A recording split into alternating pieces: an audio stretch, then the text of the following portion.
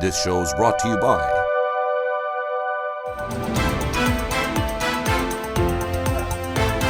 TotalEnergies is initiating activities in Lebanon, and Iran seizes its second oil tanker in a week. You're watching the Daily Brief with Forbes. I'm Ramia Faraj. TotalEnergies has signed a contract to initiate the drilling and exploration of gas in Lebanon's waters.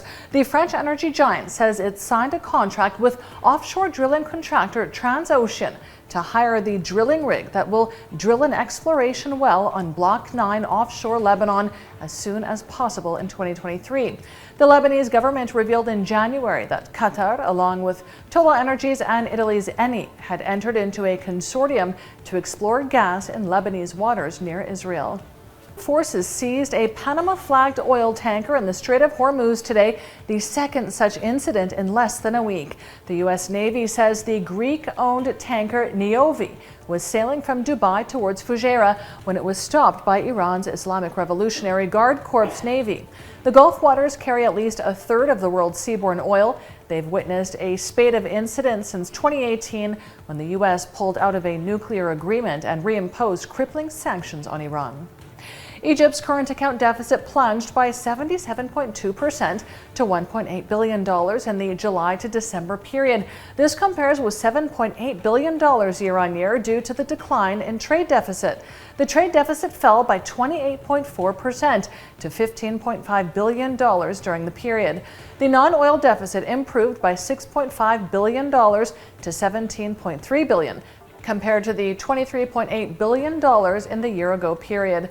This was primarily due to a $6.3 billion fall in non-oil merchandise imports. Tcom Group's Q1 net profit grew 34% to $69.4 million as occupancy rates rose for the fifth consecutive quarter. Q1 revenues rose 6% year-on-year to $140 million.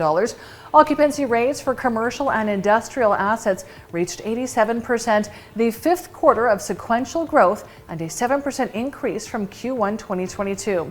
Tcom Group, partly owned by Dubai Holding, is committed to paying a dividend of $217.8 million per year over its first 3 years of being a listed company.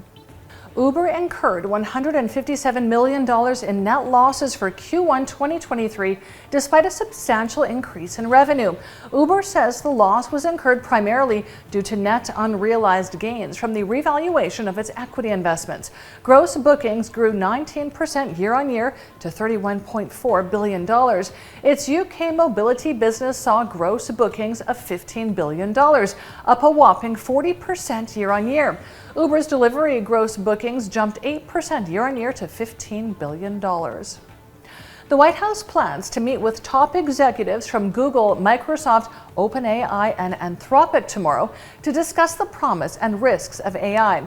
Vice President Kamala Harris and other U.S. administration officials will discuss ways to ensure consumers benefit from AI while being protected from its harms.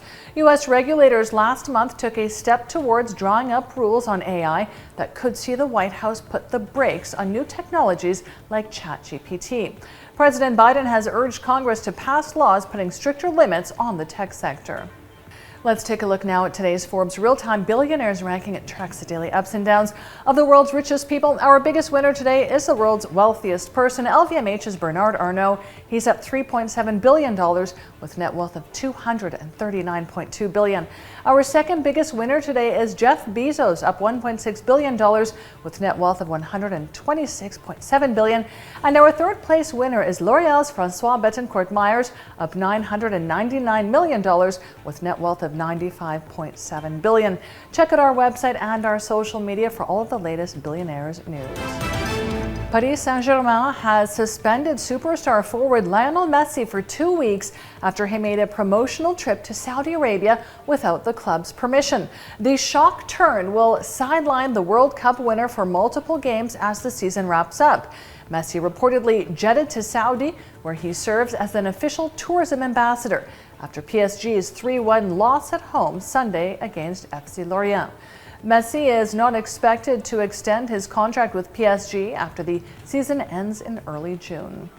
I'm Ramia Faraj. This is the Daily Brief. Thanks for watching. See you tomorrow.